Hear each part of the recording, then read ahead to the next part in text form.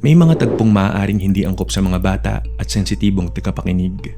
Ang inyong mapapakinggan ay naglalaman ng tema ng kababalaghan, paranormal, karahasan, at mga kwentong maaaring makapagbigay ng matinding takot at pagkabahala. Ang ilan sa mga salaysay ay hango sa paniniwala, testimonya, at malikhaing interpretasyon para sa layunin ng libangan at pagkukwento. Kaya sit back, relax, buksan ang inyong isipan, at samahan nyo kami sa mundo ng hiwaga at lagim. Maligayang pagdating po sa Takot Tonight.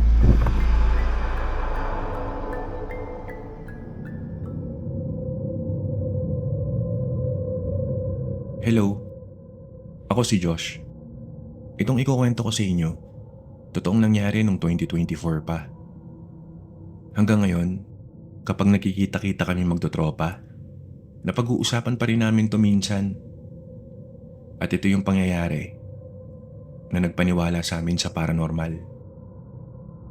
Nagsimula ang lahat sa hilig ni Jessica sa mga kung ano-anong nakikita niya sa mga online shopping apps.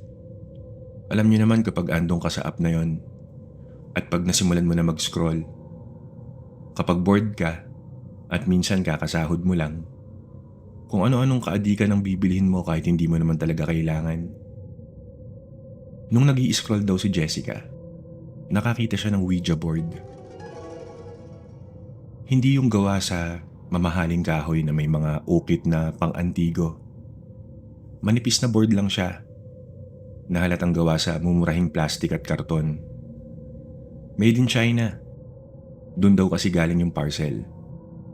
Nung dumating daw yung package sa apartment niya, tinawanan lang niya at itinabi lang sa cabinet sa sala. Sa ilalim ng mga lumang magazine at mga walang kwentang resibo. Hanggang sa nakalimutan na niya yon ng ilang buwan. Tapos nagkita-kita kami ulit. Pagkakatanda ko, post-birthday celebration ng isa naming kaibigan, kaya kami magkakasama ng time na yon. So pumunta na kami sa may Tayuman, sa Manila. Taga doon kasi si Jessica. 6 kami noon sa apartment. Isang maliit na apartment lang yon na 2 floors. Sa ibaba ang sala at maliit na kusina, tas banyo. Habang sa taas naman yung nag-iisang kwarto niya. Kasama namin sina Mark, Chris, Bea at saka si Sarah. Nagsimula ang gabi sa karaniwang kwentuhan, asaran, at syempre ang hindi nawawalang alak. Medyo nakakarami na kami ng nainom nun, kaya ang ingay na ng sala. Ang init ng panahon kaya nakabukas lang ang electric fan at maririnig mo ang ingay ng mga sasakyan sa labas dahil malapit lang ang apartment sa kalsada. Doon sa kalagitnaan ng tawanan, biglang napatayo si Jessica. May naalala raw siya. Pumunta siya sa may cabinet at doon kinuha niya ang kahon ng Ouija board na nabili niya online. Nung nilapag niya yun sa center table sa sala, nagkaroon ng saglit na katahimikan. Sina Bea at Sarah, purong agad ang mga upo. Sabi ni Sarah, wag na raw ituloy kasi baka kung ano pa ang makuha namin. Habang si Bea naman, medyo seryoso ang muka. Sinabi niya baka may sumama sa aming iba.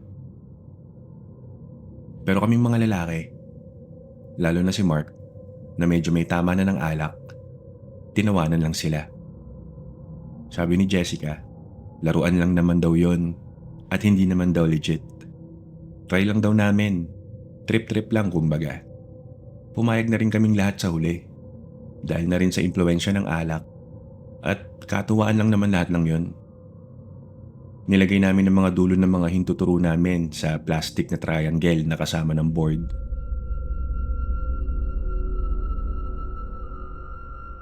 Nung una, wala naman nangyayari. Walang gumagalaw.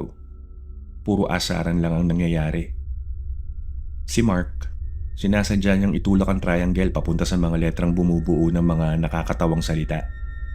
O kaya pangalan ng mga ex namin. Kaya lalong humahaba ang tawanan. Walang nagseseryoso sa amin. At para sa akin, isa lang tong normal na gabi ng kalokohan ng magkakatropa. Hanggang sa nairita na si Jessica kasi hindi kami naging seryoso. Sinabihan niya kami na tumahimik muna kahit 1 minuto lang at magtanong ng maayos. Sabi niya, siya muna ang mauuna. Tumingin si Jessica sa board, huminga ng malalim, at nagtanong kung may multo ba sa loob ng bahay na yon. Pagkatapos ng ilang segundong katahimikan, napilit naming hindi pinagtatawanan. Naramdaman namin ang dahan-dahang pag-usog ng plastic na triangle. Hindi yun mabilis na tulak na ginagawa ni Mark kanina. Ibang-ibang pakiramdam. Parang may mabigat na magnet na humihila sa mga daliri namin. Huminto ang triangle sa salitang yes. Nagkatinginan kaming lahat at si Mark naman tumawa ng malakas at sinabing si Jessica lang ang nagtulak nun. Binaliwala namin ng takot at tinuring na bahagi pa rin ng laro ang nangyayari. Dahil akala namin naglolokohan pa rin, sinundan ni Jessica ang tanong. Tinanong niya kung nasaan ang multo kung talagang nandito to sa loob ng bahay. Sa pagkakataong yon, mas naging swabe at diretso ang galaw ng triangle. Hindi na to nag-atubili. Inisa-isa nito ang mga letra habang kaming anim nakatitig lang. Pilit na binabasa ang bawat hihintuan nito. Tumama ito sa mga letrang K, A, M, at A. Kama. Yan ang nabuo naming salita. Nagkabiroan na naman ang tropa. Sabi ni Chris, baka raw inaantok na yung multo at gustong matulog sa kwarto ni Jessica sa taas. Pero sa kabila ng mga hirit namin, napansin ko na hindi na tumatawa si Jessica. Medyo namumutla na siya at mahigpit ang kapit ng daliri niya sa plastic. Nung sandaling bala ko nang alisin ang kamay ko para tapusin na ang laro dahil nagiging boring na siya para sa akin, biglang napatigil kaming lahat. Mula sa second floor ng apartment, direkta sa taas ng sala kung saan nandun ang kwarto ni Jessica, nakarinig kami ng isang malakas at mabigat na kalampag. Parang may isang malaking bagay na ibinagsak sa sahig. Natahimik kaming lahat. Ang tanging maririnig na lang yung ugong ng electric fan. Nagkatinginan kaming anim at doon ko nakita ang totoong takot sa mukha ni Bea at Sarah. Mabilis na inalis nung dalawa yung mga kamay nila sa board at lumapit sa isa't isa. Sabi ni Chris, baka may nahulog lang na gamit o baka galing lang sa kapitbahay yung tunog. Pero alam naming lahat na imposible yun dahil semento at kahoy ang sahig sa taas. At ang tunog, parang galing talaga sa loob ng kwarto. At mas lalo kaming kinabahan dahil umulit ang kalabog. Mas malakas na. Dahil solo lang si Jessica sa apartment at walang ibang tao ron, nag-alala na rin kami na baka may magnanakaw na nakapasok sa taas habang nagiinuman kami sa baba. Nagpasya kami ni Mark at Chris na umakyat para tingnan ang kwarto habang iniwan namin yung tatlong babaeng kaibigan namin sa sala. Kumuha si Mark ng isang bote ng Red Horse pang self-defense daw kung sakaling may tao nga. Dahan-dahan kaming umakyat sa hagdanan. Pagdating namin sa tapat ng kwarto ni Jessica, nakabukas ang pinto at maliwanag ang ilaw sa loob. Walang magulo, walang bintanang bukas at maayos ang lahat ng gamit. Pumasok kami sa loob at tiningnan ang likod ng pinto, maging yung cabinet, pero wala talagang ibang tao. Doon na naalala ni Chris ang salitang lumabas sa board kanina. Kama. Lumingon kaming tatlo sa malaking kama ni Jessica na may makapal na kumot na nakalaylay hanggang sahig, kaya madilim yung ilalim nito. Nilabas ko yung cellphone ko. Binuksan yung flashlight. Lumuhod ako at dahang-dahang tinapat ang liwanag sa ilalim ng kama. Wala kaming nakitang kahit ano, kundi ilang lumang kahon ng sapatos at talikabok. Wala namang tao. Walang anuman na pwedeng magdulot ng ganong kalakas na kalampag. Nagkatinginan kaming tatlo. At kahit hindi namin aminin, Pare-pareho na kaming pinagpapawisan ng malamig. Mabilis na kaming bumaba pagkatapos nun. At sinabi na lang namin na baka ingay lang yun sa labas. Pero pagtapak pa lang namin sa huling baitang ng hagdan, nakita namin sina Jessica, Bea at Sarah na nakatayo malapit sa pintuan ng apartment. Takot na takot at parang maiiyak na. Tinuro ni Jessica ang center table kung saan naiwan ang Ouija board. Ang plastic na triangle na walang humahawak kahit sino, kusang gumagalaw sa ibabaw ng karton. Mabagal to pero may direksyon. Parang may nagpapagalaw. Gumagalaw to papunta sa mga letra habang kaming anim nakatitig lang.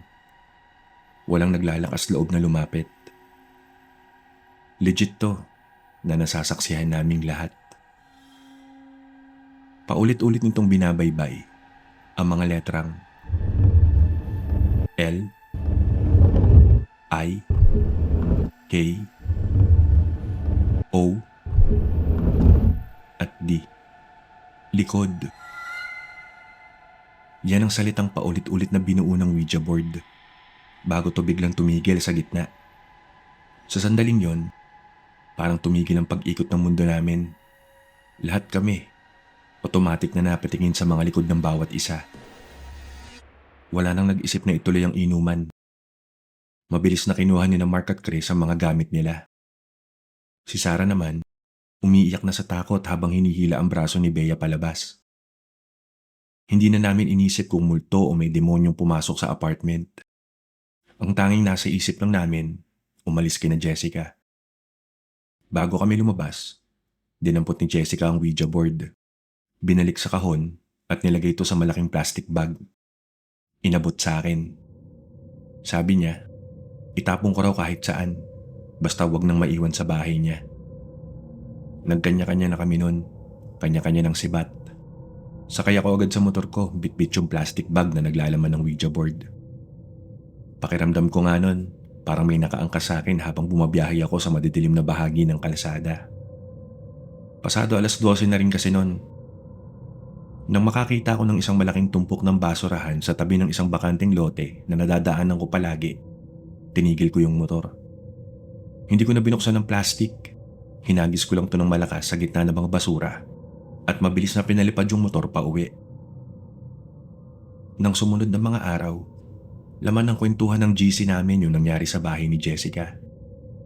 Doon ko lang din nabasa sa internet na kapag naglaro ka raw ng ganon at may kung anong espiritu ang sumagot, hindi ka pwedeng basta-basta tumigil lang o itapon. Ang sabi daw, dapat sinusunog to. O kaya, may tamang ritual ng pagpapasalamat at pagpapaalam para masigurong hindi ka susundan ng kung anong elemento na gumalaw sa board. Medyo kinabahan ako nung mabasa ko yun. Pero dinedma ko na lang din. Taong 2024 pa nangyari ang kwentong to. Ngayon 2026 na. 2 taon nang nakalipas mula nung gabing yon sa apartment ni Jessica. So far, wala naman nangyaring masama sa aming magtutropa pagkatapos nun. Buhay pa naman kaming lahat. Wala naman nagkasakit ng malubha. Wala namang kakaibang nagpakita sa amin sa mga sarili naming bahay. Umalis din pala si Jessica sa apartment niya ilang buwan pagkatapos ng pangyayari. Dahil hindi na rin daw siya komportable na matulog mag-isa sa kwarto niya. Lalo na kapag naaalala niya yung salitang kama at likod. Minsan, naiisip ko pa rin kung ano ba talagang nangyari nung gabing yon. Hindi pa rin namin maipaliwanag kung paano gumalaw yung plastic na triangle nang walang humahawak. At kung bakit eksaktong mga salitang yon yung nabuo. Siguro, swerte lang kami na walang sumunod sa amin pagkatapos kong itapon yung Ouija board sa basurahan. Pero kung may natutunan man ako sa naging experience namin na yun yung wag na wag gawing biro ang paglalaro ng Ouija board o kahit na anong parang ritual tulad ng Spirit of the Glass. Kahit pa hindi ka naniniwala dito, hindi mo talaga masasabi kung kailan na ikaw naman yung pagtitripan ng demonyo.